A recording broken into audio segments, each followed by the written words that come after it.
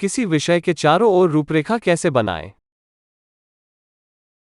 इस वीडियो में मैं दिखाता हूं कि एक मुफ्त प्लगइन का उपयोग करके एक विषय के चारों ओर एक रूपरेखा कैसे तैयार करें, इस प्लगइन को अंतिम कट प्रो में कैसे स्थापित करें और फोटोशॉप तत्वों का उपयोग करके एक विषय के चारों ओर एक रूपरेखा कैसे बनाएं। किसी विषय के इर्द गिर्द रूपरेखा।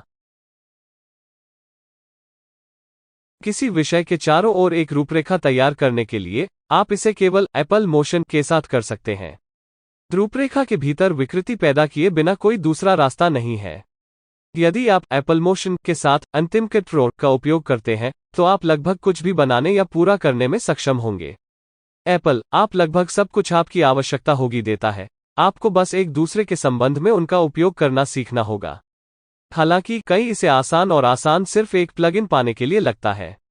अंतिम कट प्रो के लिए सभी प्लगइन्स एपल मोशन का उपयोग करके बनाए जाते हैं। एक विषय के आसपास रूपरेखा मुफ्त प्लगइन। हमारे लिए lucky YouTube channel sir jam ने एक फ्री मोशन प्लगइन बनाया जिसे हम फाइनल कट प्रो में इंस्टॉल कर सकते हैं, जो एक विषय के चारों ओर एक रूपरेखा बनाएगा। मैं नीचे दिए गए विवरण में बनाए गए अंतिम कट प्रो प्लगइन के लिंक के साथ उनके वीडियो का लिंक छोड़ दूंगा।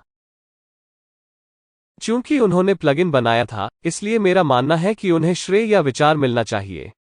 इस प्रकार मैं अपने अंग्रेजी बोलने वाले दर्शकों को प्लगइन का उपयोग करने का तरीका नहीं दिखाऊंगा। हर किसी के लिए मैं आपको दिखाऊंगा कि इस प्लगइन का उपयोग कैसे करें। कृपया प्लगइन का उपयोग करने के तरीके पर अपना वीडियो देखें। प्लगइन कैसे स्थापित करें?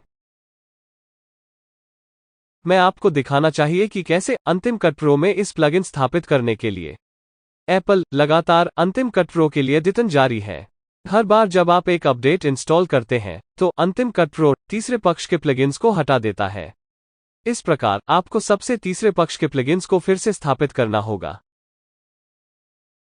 सबसे पहले एक फोल्डर बनाएं और इसे अंतिम कट प्रो प्लगइन्स नाम दें।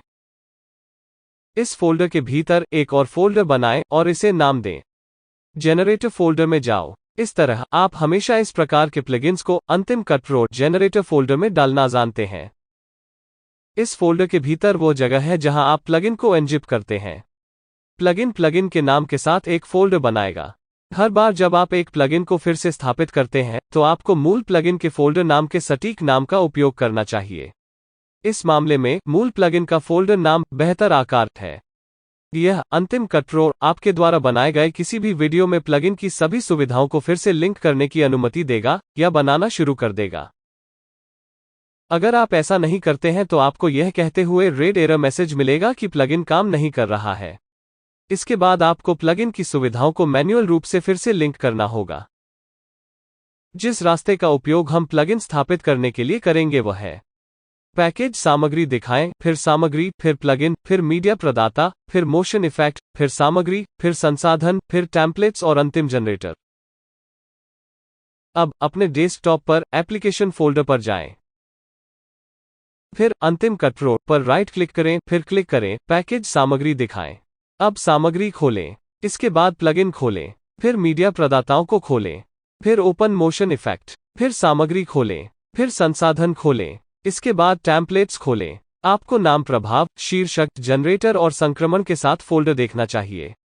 तो भविष्य में जब आपको प्लगइन्स मिलते हैं जो एक प्रभाव, शीर्षक, जनरेटर या संक्रमण है, तो यह वह जगह है जहां आप प्लगइन के फोल्डर की एक प्रति डालते हैं। बेहतर कार प्लगइन एक जनरेटर है। इस प्रकार हमें अंतिम कट प्रो जनरेटर फोल्डर में बेहतर आकार फोल्डर की एक प्रति डालनी होगी। यदि आप नहीं जानते कि प्लगइन एक प्रभाव, शीर्षक, जनरेटर या संक्रमण है, तो प्लगइन के फोल्डर को खोलें और विस्तार को देखें। फिर खोलें अंतिम कट प्रो का प्रभाव, शीर्षक, जनरेटर या संक्रमण फोल्डर और इन एक्सटेंशन को देखें। एक्सटेंशन मैच होना चाहिए। यदि वे मेल नहीं खाते हैं तो प्लगइन उस फोल्डर में नहीं जाता है। अंतिम कट प्रो जनरेटर फोल्डर खोलें और यहां बेहतर आकार फोल्डर की एक प्रति चिपकाएं। जैसा कि आप देख सकते हैं, यह वो जगह है जहां आप प्लगइन फोल्डर की एक प्रति डाल बेहतर आकार कहा जाता है। अब बंद करो और फिर से खोलना अंतिम कट प्रो। आपको अंतिम कट प्रो में शीर्षक और जनरेटर अनुभाग के तहत बेहतर आकार प्लगइन देखना चाहिए। यदि यह काम नहीं करता है तो अंतिम कट प्रो जनरेटर फोल्डर में एक फोल्डर डुप्लीकेट करें।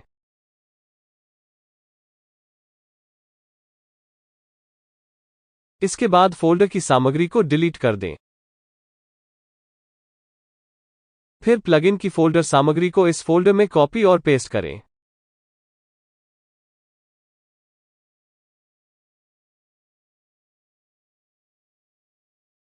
फिर इस फोल्डर को प्लगइन के फोल्डर के समान नाम दें।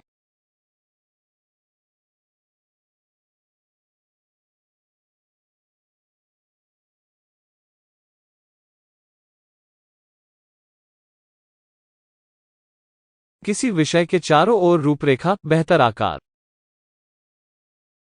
अंतिम कट प्रो में शीर्ष पर बाईं ओर शीर्षक और जनरेटर अनुभाग में जाएं और बेहतर आकार पर क्लिक करें।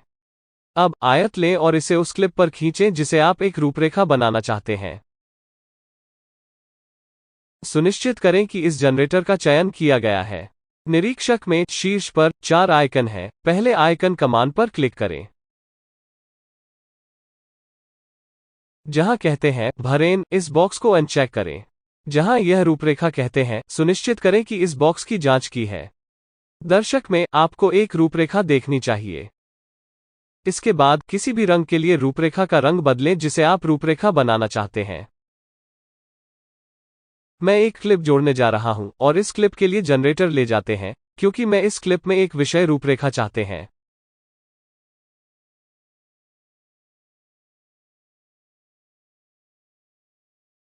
इसके बाद रूपरेखा नियंत्रण के अधिक दिखाने के लिए ब्रश रंग पर क्लिक करें। इसके बाद रूपरेखा की चौड़ाई बढ़ाएं। अब दर्शक में सही क्लिक करें और ट्रांसफॉर्म का चयन करें। आप जिस विषय की रूपरेखा तैयार करना चाहते हैं उसके बीच में रूपरेखा को स्थानांतरित करें। इंस्पेक्टर में शीर्ष पर दूसरे कमांड आइकन पर क्लिक करें। अब रूपरेखा के पैमाने को बदलें कि आप इसे कहां चाहते हैं।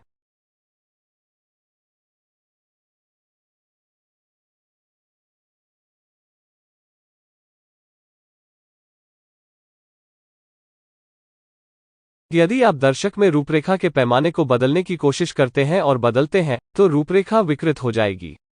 देखें कि रूपरेखा के ऊपर और नीचे कैसे मोटा हो जाते हैं और रूपरेखा के पक्ष पतले हो जाते हैं। रूपरेखा को स्थानांतरित करने के अलावा यही कारण है कि आपको रूपरेखा में समायोजन करने के लिए निरीक्षक का उपयोग करना चाहिए। एक विषय के चारों ओर रूपरेखा, फोटोशॉप तत्व। अब हम फोटोशॉप तत्वों का उपयोग करके एक रूपरेखा बनाते हैं। सबसे पहले बाईं ओर एक रंग का चयन करें जिसे आप चाहते हैं कि रूपरेखा हो। फिर बाईं ओर गोल आयत उपकरण पर क्लिक करें।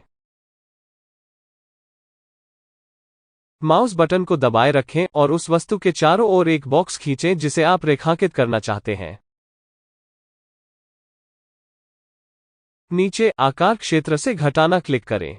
अब माउस बटन को दबाए रखें और आपके द्वारा बनाए गए बॉक्स के अंदर एक बॉक्स खींचें।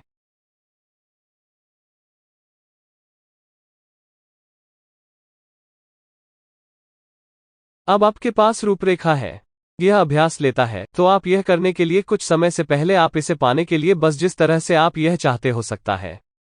शीर्ष पर जाएं और टैब लेबल वाली परत के नीचे इसे जगह में लॉक करने के लिए समतल छवि पर क्लिक करें। अब शीर्ष पर जाएं और टैब लेबल वाली छवि के तहत आकार बदलने के लिए जाएं, फिर छवि आकार पर जाएं। सुनिश्चित करें कि छवि का आकार 1080 से 1920 है। अब इमेज को पीएनजी फाइल के रूप में सेव करें।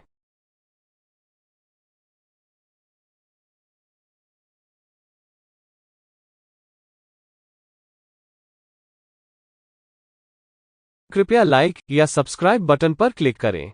धन्यवाद।